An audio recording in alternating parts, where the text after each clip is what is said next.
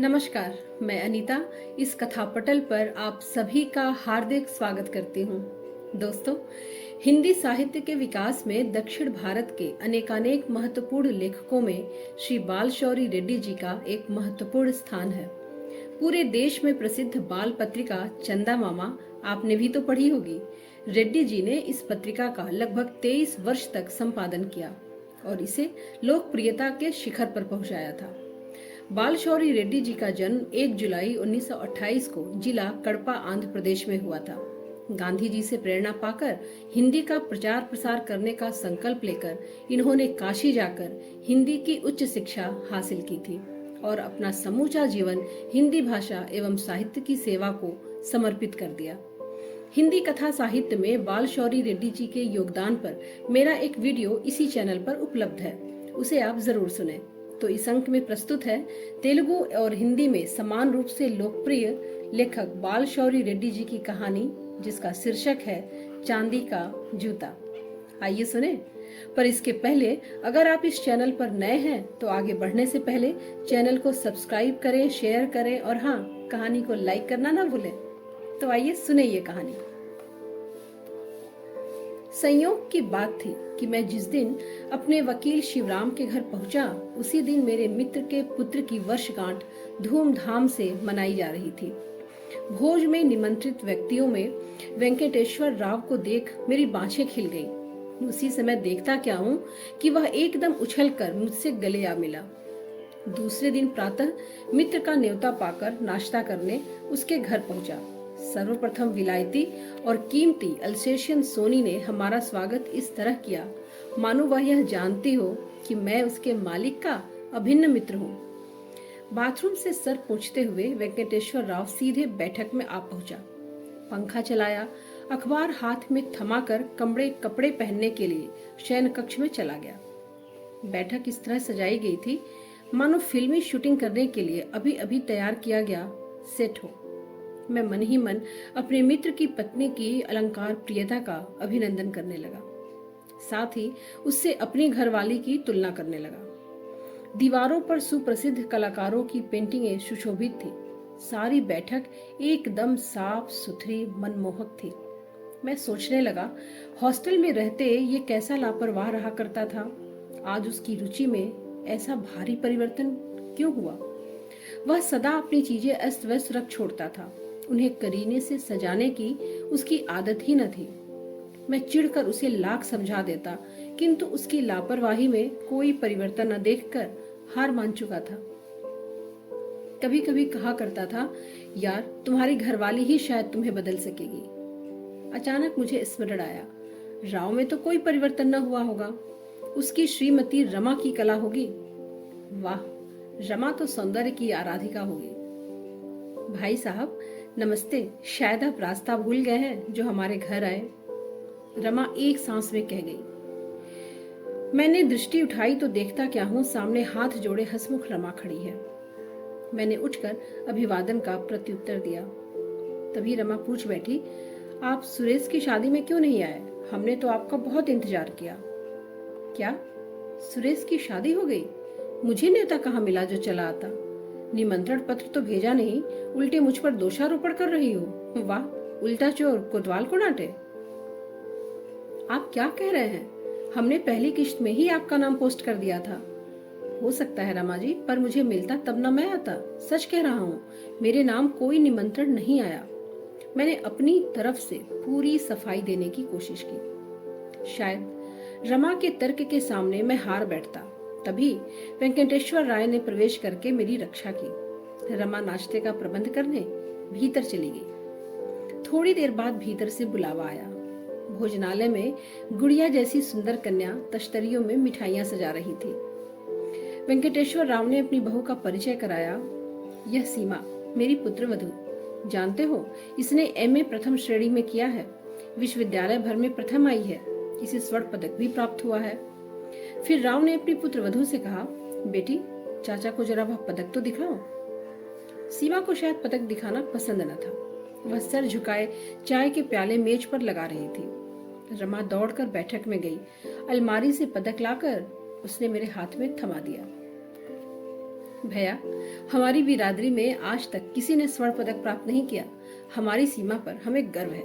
यह तो रात दिन पढ़ती है, पीएचडी भी कर रही है, कहती है मैं डीलिट भी करूंगी। मुझे डर है कि रात दिन जागने पर बहू की तबीयत कहीं बिगड़ न जाए। मैं लाख समझाती हूँ कि बहू तुम आराम करो, लेकिन यह सुनती ही नहीं। रसोई बनाती है, खाना परोसती है, ससुर की सेवा करती है और साथ ही कॉलेज में पढ़ाती भी है। भाभी, तब कोई रसोइया क्यों नहीं रख लेती? कमाने वाली बहू से काम लेना तो ठीक नहीं है, लोग क्या सोचेंगे? मैं भी यही सोचती हूँ, लेकिन अपने हाथ का खाना ही अच्छा लगता है। काम भी क्या है, 4 जने हैं, आखिर हमारा भी तो समय कटना चाहिए। काम करने से तबीयत भी अच्छी रहती है। रमा, झूठ बोलने की भी हद होती है, ये पराये थोड़े ही हैं।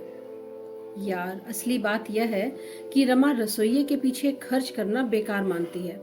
मैंने 1-2 नौकर रखे भी, पर कोई न कोई बहाना बनाकर इसने भगा दिया। तुम सारा दोष मुझ पर मढ़ते हो। तुम्ही ने तो एक दिन नौकर को किसी काम का नहीं बताया और इसलिए मैंने हटा दिया, वरना मेरा क्या जाता है? कमाने वाले तुम हो और खर्चने वाले भी तुम ही हो। मैं आराम से बैठ जाती, मुझे क्या पड़ा है हाथ जलाने को? रमा खींच उठी। मैंने बीच बचाव के ख्याल से समझाया, अपना काम खुद करने में बुरा क्या है? भाभी का समय भी कटेगा और तुम लोगों को बढ़िया खाना भी मिलेगा। जब वह स्वयं खाना बनाने को तैयार है तो तुम रोकने की क्यों सोचते हो? अगर वह खुद बना ले तो मुझे कोई आपत्ति नहीं है, मगर वह बेचारी बहू से सारा दिन काम लेती है, उसे पढ़ने की फुर्सत ही नहीं मिलती। जब वह 600 रुपए मासिक कमा कर लाती है तो उसमें से 100 रुपए रसोइये के पीछे खर्च करने में क्या हर्ज है? अगर अशिक्षित बहू घर आती तो क्या होता? मेरे भाई के घर के हालात जानते हो। 50,000 रुपए लेकर मैट्रिक पास बहू को घर लाए, रानी की तरह बैठी रहती है, परोसने तक का काम नहीं करती। कोई छोटा मोटा काम बता दे तो कहती है मेरे पिताजी ने इसलिए 50,000 रुपए नहीं दिए कि मैं आपके घर बेगारी करूं। वे रुपए बैंक में जमा कर दो, जो ब्याज मिले उससे नौकर रख लो। पर मेरी बहू तो ऐसी नहीं, बेचारी अपना एक भी मिनट आराम करने में नहीं बिताती। समझो कि यह हमारी खुशकिस्मती थी कि ऐसी बहू हमें मिली। पति को बहू की तारीफ के पुल बांधते देख रमा से रहा नहीं गया। वह तनकर बोली, हाँ, हम ही चाकरी करने के लिए पैदा हो गई है ना। मेरे बाप दादे जमींदार थे, मायके में नौकर चाकर गाड़ी सब कुछ थी, लेकिन मैं यहाँ क्या भोग रही हूँ? बात बढ़ते देख मैं वेंकटेश्वर राव के साथ उठकर बैठक में आ गया। वेंकटेश्वर राव ने सिगरेट का केस आगे बढ़ाते हुए कहा, यार, मैं जानता हूँ तुमने सिगरेट पीना छोड़ दिया, पर मेरी कसम, एक सिगरेट तो पी लो, ना मत कहना, नहीं तो मुझे बहुत दुख होगा। मैं उस हालत में राव को अप्रसन्न नहीं करना चाहता था। सिगरेट जलाकर कश लेते हुए सोचने लगा, नाहक राव के घर में क्यों तनाव आ गया। राव ने एस्ट्रे लाकर तिपाई पर रखा। मेरी उत्सुकता जगी। वह चांदी का बना था, उल्टे जूते की आकृति का था। इस किस्म का एस्ट्रे मैंने पहली ही बार देखा था। पूछा, यार, तुमने इसे कहां से खरीदा? राव दार्शनिक की भांति गंभीर हो गया। फीकी मुस्कान उसके चेहरे पर खिल उठी। दोस्त, तुमसे क्यों छिपाऊं? यह एस्ट्रे मेरे थोथे आदर्शों का उपहास करने वाला एक चिन्ह है। तुम जानते हो, हमने कॉलेज में पढ़ते समय शपथ ली थी कि हम भूल कर भी दहेज नहीं लेंगे। यह भी जानते हो कि हमने अपने विवाह के समय इसका पालन भी किया। पर क्या बताऊं, जब मेरे पुत्र सुरेश के विवाह का प्रश्न उठा, तब मैंने बिना दहेज के एक मित्र की कन्या का रिश्ता पक्का किया। मेरी श्रीमती को वह रिश्ता पसंद नहीं आया। कई अच्छे परिवारों की लड़कियों के पिताओं ने मेरे घर की अनेक परिक्रमाएं की, किंतु देवी रमा उन भक्तों की दक्षिणा पर प्रसन्न नहीं हुई और इसलिए मैंने यह रिश्ता तय किया। रमा ने सीमा को देखा, पसंद किया, रिश्ता पक्का भी हो गया, निमंत्रण पत्र भी छपे। विवाह के केवल 15 दिन रह गए थे। रमा सोच रही थी कि सीमा के पिता सिविल सप्लाई अफसर हैं, दोनों हाथों खूब कमाया होगा, बिना मांगे हजारों की दक्षिणा मिल जाएगी।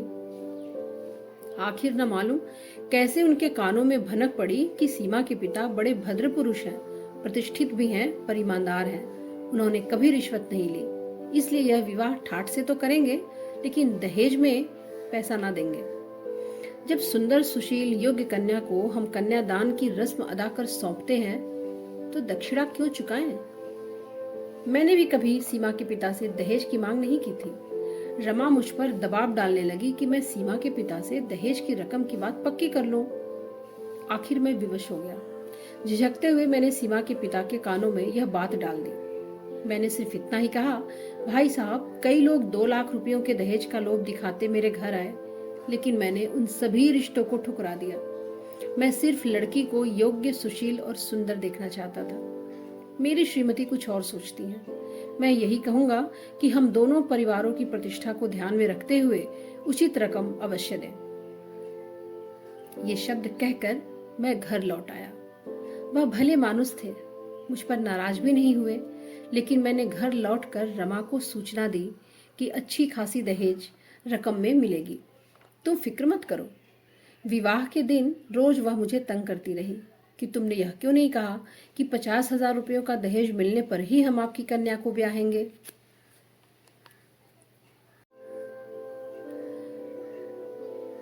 मैंने 1 सप्ताह बाद सुना कि सीमा के पिता ने राइस मिलर्स एसोसिएशन के सदस्यों को अपने घर बुलाया था। राइस मिलर्स एसोसिएशन ने कन्या को एक बहुत बड़ा चांदी का बर्तन भेंट किया। वही बर्तन हमें दहेज में प्राप्त हुआ। मेरी श्रीमती ने विवाह संपन्न होते ही वह बर्तन लेकर कमरे में सुरक्षित रख दिया। मुझे अलग बुलाकर बर्तन का ढक्कन खोल दिया। उसकी आंखें विस्मय से चमक उठी। नोटों के बंडलों से वह बर्तन भरा हुआ था। रमा ने सारे बंडल जमीन पर उड़ेल दिए। उसमें कुल मिलाकर 60,116 रुपए थे। रमा सीमा के पिता की उदारता की प्रशंसा करती रही। वे सभी नोट एकदम नए थे। मुझे तो डर लगा कि कहीं ये जाली नोट तो नहीं। रमा रुपयों के बंडल एक बक्स में सजाने लगी। मैंने बर्तन में हाथ डाला तो कोई चीज हाथ लगी। वह चांदी का जूता था। मेरे समधी ने वह जूता मेरे सिर पर नहीं, मेरे दिल पर मारा था। दोस्तों, आशा करती हूँ कि कहानी आपको पसंद आई होगी। अपने विचार कमेंट बॉक्स में जरूर लिखें। चैनल को लाइक करें, शेयर करें, सब्सक्राइब करें।